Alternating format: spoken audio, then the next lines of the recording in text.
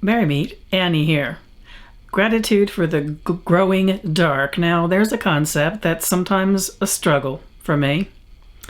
I don't know about you, but for me, these dark evenings bring me down. I want my sunsets to be later in the day and can sometimes experience evenings in autumn as gloomy. If I were going to name this season of Samhain something other than the season of Samhain, I'd borrow its name from the title of one of Mary Oliver's poems, well, at least part of the title. I might name it The Days of Growing Darkness.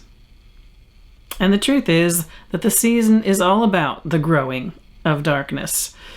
As the days carry more darkness than light, we explore that echo within us. We revisit all the dark crevices and corners that we've more than likely ignored in the brighter times of the year. Sometimes simply because we've been too busy to notice. There's something about the slowing down that reintroduces us. Mary wrote her poem, the full name is Lines Written in the Days of Gathering Darkness, to celebrate the beginning of autumn. And it's a lovely thing to reflect on now that we're deep into the season. Her poem. Every year we have been witness to it, how the world descends in a rich mash, in order that it may resume, and therefore, who would cry out to the petals on the ground to stay, knowing as we must how the vivacity of what was is married to the vitality of what will be. I don't say it's easy, but what else will do if the love one claims to have for the world be true?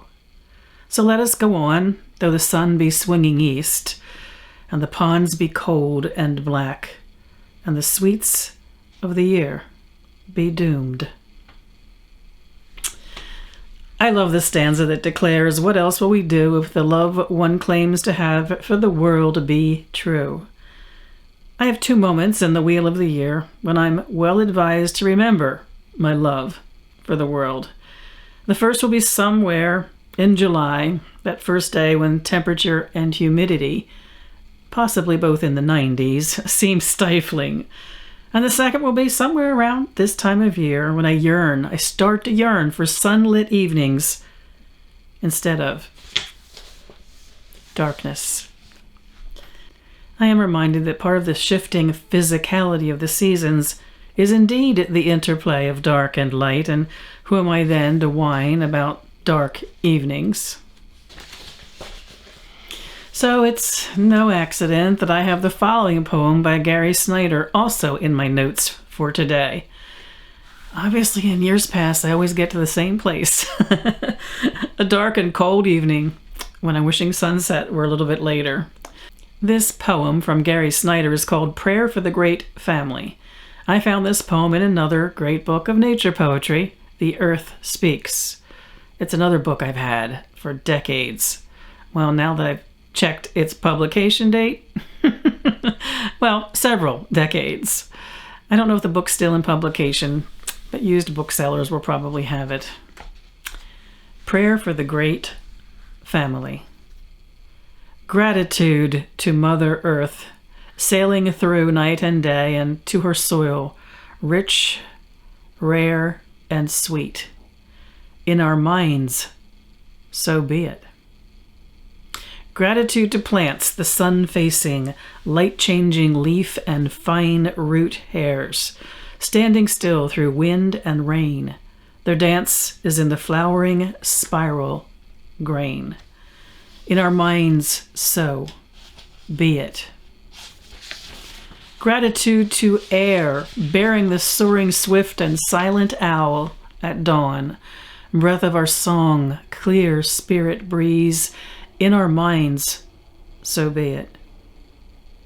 Gratitude to wild beings, our brothers, teaching secrets, freedom, and ways, who share with us their milk. Self-complete, brave, and aware.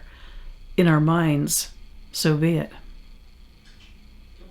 Gratitude to water, clouds, lakes, rivers, glacier, holding or releasing, streaming through all our bodies, salty seas. In our minds, so be it. Gratitude to the sun, blinding, pulsing light through trunks of trees, through mists, warming caves where bears and snakes sleep. He who wakes us, in our minds, so be it. And gratitude to the great sky, who holds billions of stars and goes yet beyond that, beyond all powers and thoughts, and yet is within us. Grandfather Space, the mind is his wife, so be it. So if you hear me whining about short days and long evenings, do me a favor, please. Remind me that the love I claim to have for the world is true, and that my intention is not to deny autumn her glorious dress of darkness. And indeed, I hold a place of gratitude in my mind, so be it. I wish you all mirth and reverence in the season of Samhain. Merry part.